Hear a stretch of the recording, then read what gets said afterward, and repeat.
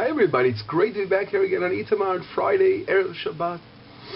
Wow, I smell great stuff over here. Leia's cooking up a storm. We have a lot of guests, as usual.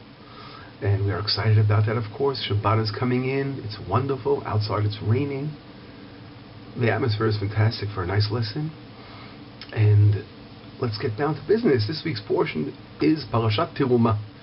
Terumah means, it's really the portion of offering, of giving, of charity. This is an essential portion, of course, about this world building spirituality, building things. And it requires, of course, the heart. That's where it all begins and it all ends in the heart. And let's read this first verse and we'll really hook up into this whole meaning of what it's all about, to give. Vaydaber Hashem el Moshe leman, God says to Moshe, saying, Daber el bnei Yisrael, speak to the children of Israel, V'chuli terumah, they will take from me terumah, an offering, me'et kol ish asher yidvenu libo, from everyone that his heart is in the right place, that he puts his heart into it. Tikhu et terumati, they will take my terumah, my offering. And in order to understand about giving, if we analyze this verse very carefully, we'll connect to some really interesting points about what it means really to give charity. And of course, we're talking about giving charity now for the great commandment, the great mitzvah of building the tabernacle, building the temple of the Jewish nation.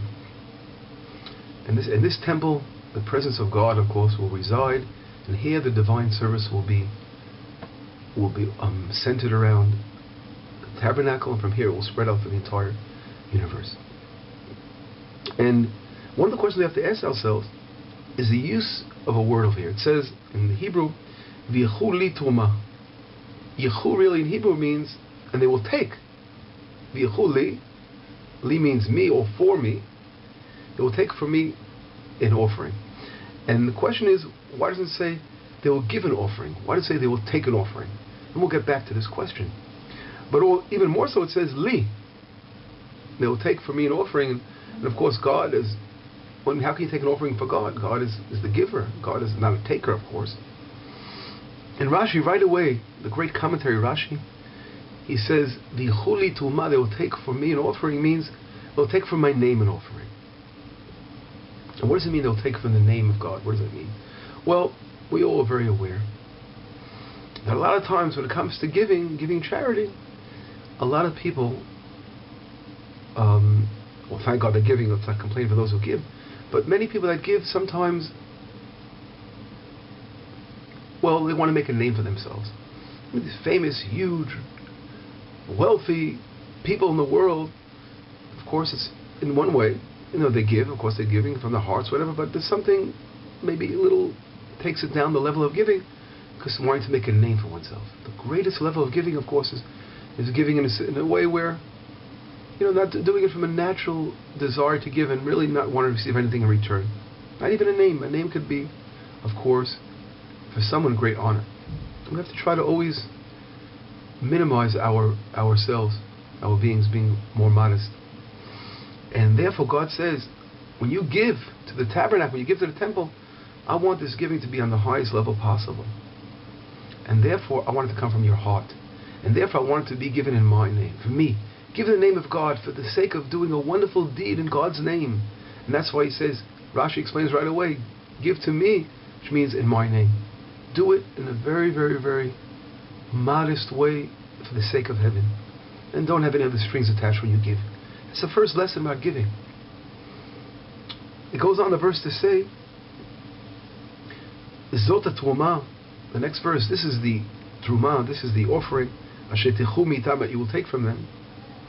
Zahav v'chesed v'nechoshet, gold, silver, and nechoshet, meaning copper. What is the meaning of these different levels of gold, silver, and copper? Well, I read in a beautiful Devar Torah that this represents the three different levels of giving. Some people have hearts of gold, and they give the gold, hearts of gold. Others, of course, the average give is more like silver. And then copper comes from the word from, it's hard to part with it, but at the end they give also. It does come from the heart, but it's hard.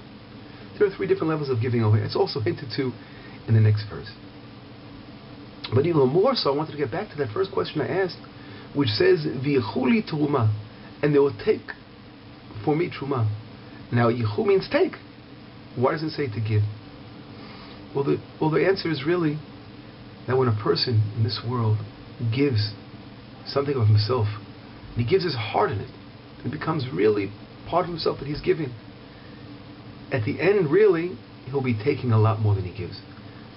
Which means that God created this world in a way that when a person enters this world, we're always saying, as a child, of course, give me, give me, give me, give me. It's always get to a certain age we begin to give instead of taking. We begin to give to others, and that's really a process of education. I realize that this life is all about giving. There's nothing greater than being someone who's generous and knows to help and to give to others. The danger of life, of missing out on life, is we fall into our taking. Vichu, to take. When you're taking for ourselves, we have to always try to find a way of giving, just giving it, just give it. And that's what God is hinting to us. If you take for my name, which means you are giving it in the right reasons, and it's from your heart. God here says right out, He says, I want everyone, not everyone has to give over here. This is not a forced offering. This is an offering with those who really come from here, from the heart. And God's saying, when you do it from your heart, then it's in my name. That's the kind of giving I want. And then He's saying at the end, it will be like you're taking for yourself, because here they will be blessed. Tremendous, tremendous blessing will come from this wonderful way of giving. And this again is the secret of life, the secret of giving. As I mentioned, when a person is born, God gives him a soul and a will. And a will is in this world is a desire. It's a vessel for the human being. And a person in this world has to realize that he has a vessel. In this vessel, he wants to fill his vessel. But in order to fill our vessels in this world with divine abundance, because that's what we're here for, to be close to God and to feel the divine, and we have to make ourselves giving. And the more we give, the more our vessel can receive divine abundance. But the more we take, the more we empty our vessel out of divine abundance. This is all the secret behind giving again. I want to also relate to another aspect of the sixth portion. Of course, it connects to it. And God says, V'asuli mikdash, and you will make me a temple. V'shachanti b'tocham, and I will dwell amongst them, in the plural form. The question is, why does it say, I will dwell amongst them? I should say, make me a mikdash, make me a temple, and I will dwell within the temple. Why does it say within them? And of course, our rabbis explain that a human being is, of course, like a temple, and God, of course, shines in every one of us, and we have to make ourselves like a temple. And I want to bring down a small story today, which is a famous story, but trying to focus on this week's portion, which is really connected. And the story goes back by a rabbi, I think of the name of Rav Bunim, and he tells a story to his students about this very, very poor individual who was living a life of real drudgery, a really hard life. And he had a dream. He was living at this point, he was living somewhere in Poland. He had a dream that had a huge, huge treasure. He saw it under this bridge in Prague. You have to get to a different place, a place called Prague. And under that bridge was a huge treasure waiting for him. Well, he realized this is a blessing from heaven. I mean, it didn't happen once. After this dream happened a few nights in a row, he realized it was a serious thing. He got himself together. He got whatever he was able to get out of his little village over there, horse and buggy, whatever he was able to do as a poor person. Walk, I don't know. He got to this bridge eventually, and he saw this bridge was leading to a king's palace. And it was armed guards all over the bridge, and he couldn't really get to under the bridge. So he's hanging out every day, returning the next day, and And all of a sudden the guards of the king noticed that he was hanging out there, so they got a little suspicion, said, what are you doing every single day? Well, he decided he has to be honest. He goes, listen, I had a dream that there was a treasure under this bridge. So, well, the guard comes out and says to him, you're a joke. You came all the way out there from Poland to here, to Prague, for what? For a dream you had? I mean, I've been having a dream also recently about this guy who lives in Poland, and under a stove in his house. And he says the actual name of the guy, Yitzchak Isaac. He goes, under his house, under his stove is a treasure. I'm going to be crazy enough to go to this house and look for that treasure? You're a foolish Jew. Whatever. So Isaac, who heard this guard telling him all the story, wow, He says, this guy's talking about me, of course. He returned home, goes under there, digs up under his stove, and he finds amazing treasure. Wow, guy's a billionaire. And he goes out and builds a synagogue, and of course, this is the story that the rabbi tells the students.